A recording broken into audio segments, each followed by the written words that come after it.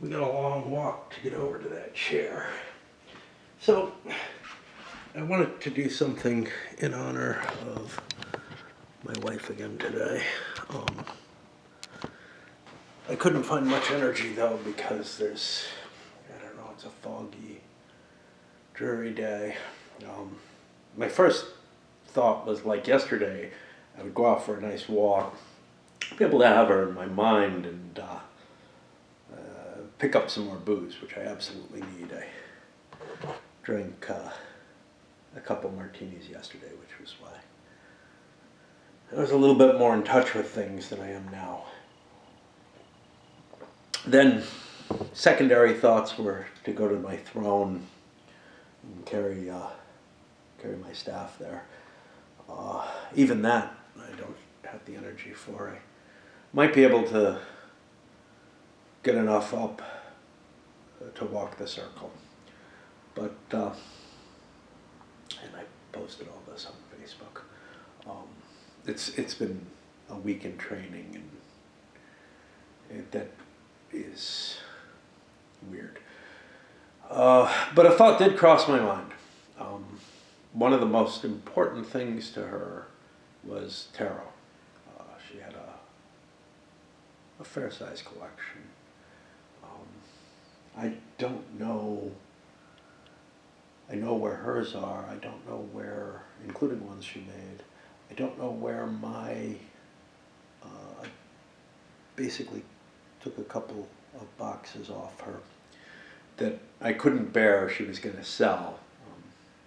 And I couldn't bear to give those couple up because they appealed to me greatly.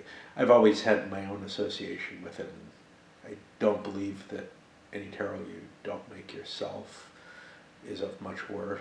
But then again, I also don't use them for reading. But for association, there's two cards that are of importance to me. The first one I realized very, very young was the Tower. And that emphasizes the goal of everything, really. And clearly the goal that I should be following, but don't have the energy or willpower to really do so. Not even where I'm concerned, you know. But then, and that's the one that's drawn to me in that, you know, I have this image of it burned in my mind, and if I was artistically capable and willing to cut myself, I would definitely create that. I've tried paintings. The closest I came was an etching on this sort of wax stuff. It wasn't too bad. There's so much beauty to the Tower. So much. Because when you look into before, you have this solitary thing standing there. Basically not able to be impacted at all. And then it is. and it all comes down so perfectly. And then you can picture the after as well. But that's not the card that tends to show up for me. The one that tends to show up through various reasons is actually the Hierophant. And I was a little unhappy when this first started coming out, with this fear of like, you know, that I'm meant to lead some religion or something along those lines. That's what it's trying to tell me, when in a way that's exactly contrary to everything. You know, it's a con, it's a scam. Even if there is something like that, it should be a personal discovery.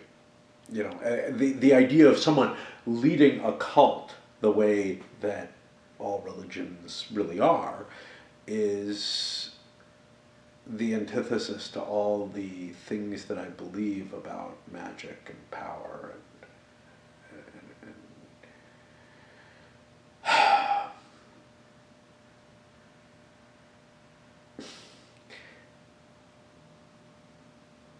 but on the other hand, things that would be more suitable, like the Fool, I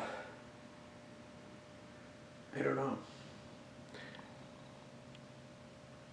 I think what I'm beginning to realize, maybe, is that religion is for the solitary tower.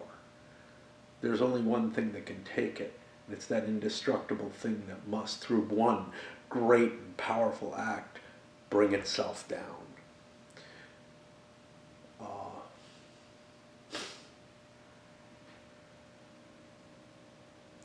Reading things that way, I don't know, you know, my mysticism never gives me very much strength. I mean, there are things I can do, like walk on for long, long distances, or go without food or something like that. But those are tests of will and endurance, and not really an intention. There's no rationale, there's no reason, there's no purpose behind any of it. It's just in being that thing that needs no food, that can go on forever. The idea of actually seeking the fate, I don't know.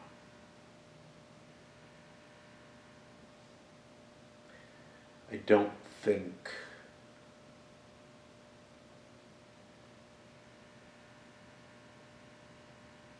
it's as if everything points in one direction, but there's just this screaming uncertainty that decisions should never be made.